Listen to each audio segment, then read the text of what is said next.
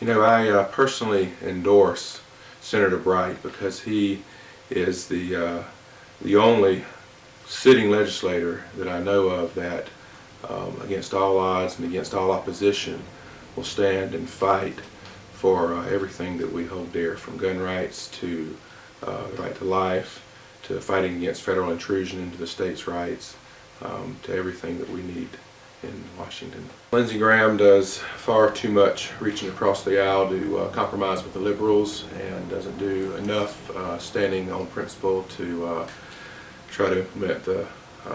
Republican Party platform. Just recently he cast the vote to end the filibuster on Obamacare, which is a good indication of where he stands on that he's not willing to do everything possible to defend us in South Carolina from these health care mandates. You know, his claim that he's got an A rating from the NRA, you know, locally Jake Knott's had an A rating from the NRA too, and he is very well known not to be a big gun rights person, so I don't put a lot of stock in that.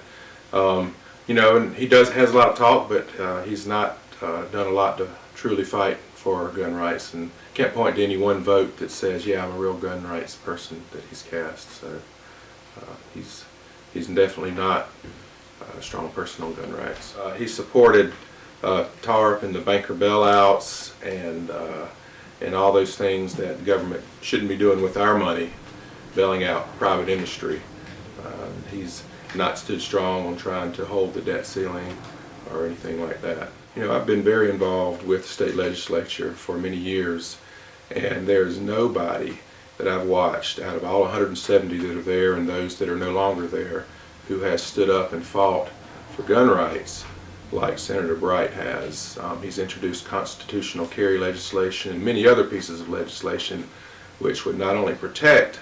the gun rights that we have left, but would expand our gun rights back to what the founders originally intended by the Constitution, that we truly can keep and bear arms without infringement. He's introduced legislation, he's fought for it, even against our own party's leadership, which is something that you shouldn't have to do, but he does, and I'm very proud of him for doing that. You know, I'm involved with several different organizations that lobby for issues. None of those organizations can endorse. We're all, you know, 501c3 stuff.